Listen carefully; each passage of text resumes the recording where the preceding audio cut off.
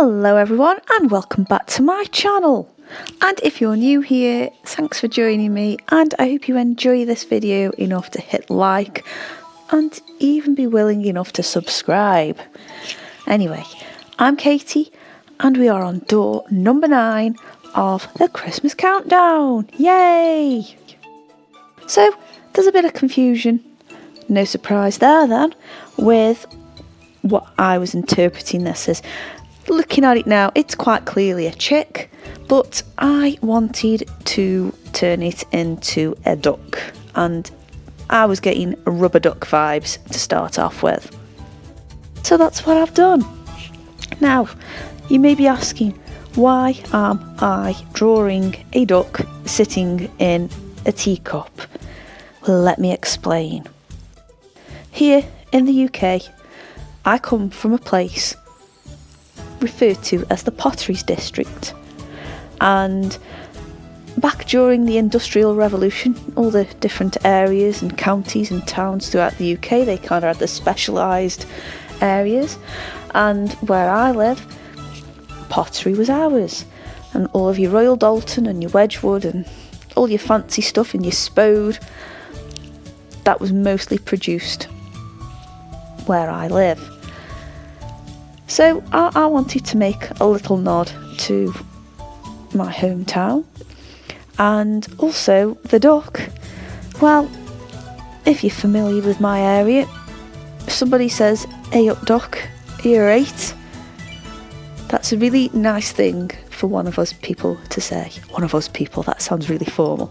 If somebody said that to you, it would mostly translate to, "Hello, how are you?" And the duck bit is like a term of endearment, and everyone calls everyone duck.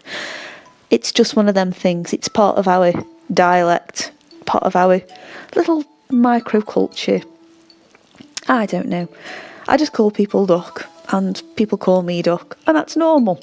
So if you're ever over in the UK and someone calls you that, there's no need to move. No one's throwing a projectile at you.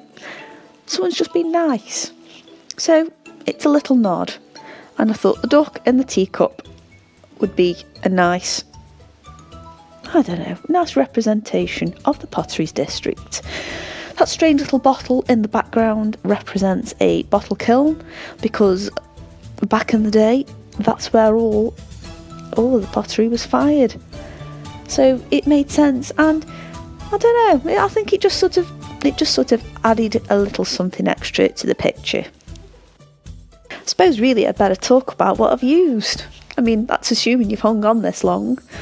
So obviously you can see on the screen, this is a marker drawing today, and I've mostly used pro markers. I do like pro markers. I find the colours nice and consistent on the lay down, and I don't mind a chisel tip. I don't mind a little bullet nib, and you know, I don't mind a brush tip either, but I do find that they break and wear down, and that might be down to my heavy-handedness, but I'd prefer chisel tip. I just do. Don't know why. I think it's just because that's all I've ever used. But anyway, I wanted to use the markers as well, just so I've got them nice flat colours. I had considered using gouache for this, but I'm actually glad I stuck to markers. The paper I've used is Bristol board as well. I did an initial outline, and what seems to be something I can't seem to break the habit is I am going around it again, but that's okay. I actually think this improved it. And the pen I'm using is a Orite. I want to say it's a brush pen, but it's one of them weird brush pens where it doesn't have like the long tapered edge. But it's a nice pen to draw with, but it's not one to put your marks down first. It's one to draw your outlines afterwards, just in case you were wondering, because I have made that mistake of drawing something and then going over it in the pen and thinking, oh, that's ruined. We've all been there, right?